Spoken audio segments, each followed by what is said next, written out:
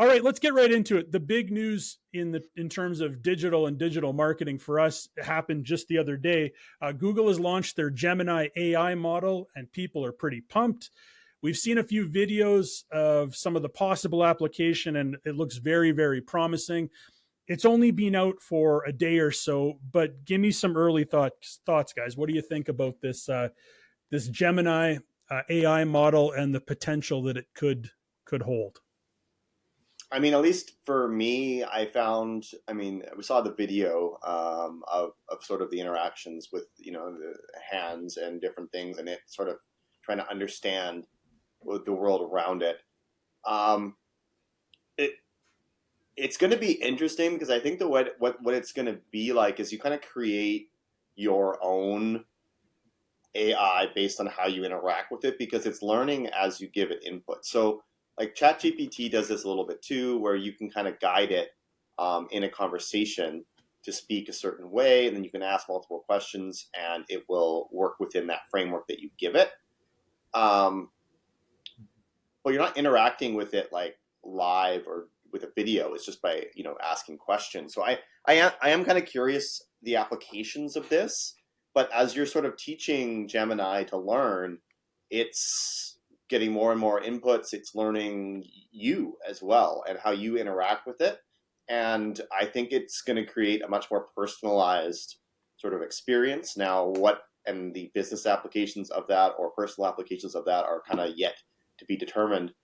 But I find it very promising and interesting. Like I'm thinking if I'm a writer or something and I have a certain tone of voice, I can kind of train it. And then it understands that and builds off of it. It creates an interesting, we always thought that robots were going to be cleaning our houses when we were kids. And now we're starting to see the applications in real life where it's really just robots in a computer. But it's still interesting how the whole sci-fi world has sort of evolved, and we're now seeing that in reality. And how quick this is like the Yeah. space race. This is happening so fast Yeah. that but yeah, Ian, what do you think? Yeah, I think very interesting to see. It's obviously, I think, having a bit of competition in the field is good. It looks like from all the results they put out, it looks like they're very similarly aligned to ChatGPT 4, according to the documentation they put out.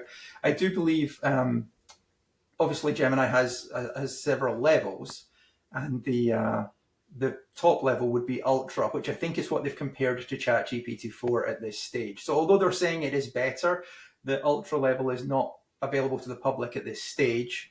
And what they've really shared at the moment is the level below that, the Pro level, which still looks excellent. From tests, it looks like it's on par with ChatGPT 3.5, which is the current free version. So if you're using that, then it's certainly worth trying out Bard as an alternative.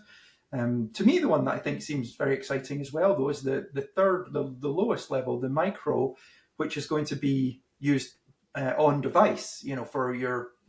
For the Google Pixel and things like that, it's actually going to be completing everything on device, and I think that's really where things could get very interesting because your assistants at the moment, sometimes they're great, other times not so great, and this may make big strides there.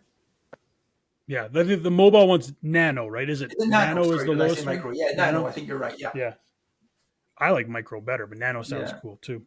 I for me, I always want to see these things in use. Like it's neat to hear about it, but it's like, okay, show me something. Show me. Don't tell me about the engine of the car. Show me the car and how I can use it.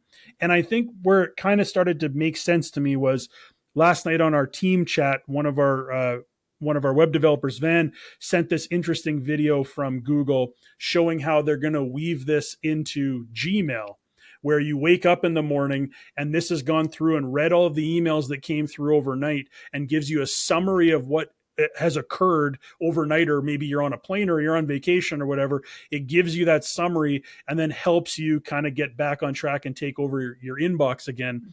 When I saw that, I was like, okay, that's an application that I would actually use. I think Google has done a good job in some of their initial stuff about putting out use case videos, because I think for a lot of people, they see it and they go, wonderful, but I don't know what it means. So they are starting to show that. So I am curious to see where it goes. It does sound like they do want to weave it into their ads platform, into Gmail, and I'm sure it's going to reach into all the different things that Google does eventually. So I would say you're gonna come across it. If you're a Google user, you're gonna come across it somehow. You might just not know that that's actually what you're working with. Yes. Well, and I think with a lot of these tools, even Google doesn't know how the public will use them. Yeah. I remember when ChatGPT came out initially, there were prompts people were writing in that allowed it to like kind of see the source code of ChatGPT, but also like kind of, turn it evil. So I'm curious, but I think that's one of the interesting things about this new technology is just like a Google search, I think it's the stat is like 30% of all Google searches are brand new and Google's never seen it even to this day. We will find uses for this that we even Google didn't conceive when they started it as the public starts interacting with it. And I think that's where you get some really cool innovation. And that's where you get disruption in businesses, industries, etc. And I'm excited to see where it takes us. Mm-hmm. Definitely. Also, they mentioned a number of multimodal things in the presentation, but it's worth noting that those are going to be rolled out over the next little while. So although there was lots of examples given and you're like, oh, I really want to try that, a lot of that can't necessarily be tried until the early next year when some of these features It's are. very interesting. You got Microsoft that now owns like ChatGPT, and now you got Google that owns Gemini. And these are these huge tech companies with, well, they're both worth over trillions of dollars. So it's very interesting to see them go head to head, but very cool technology.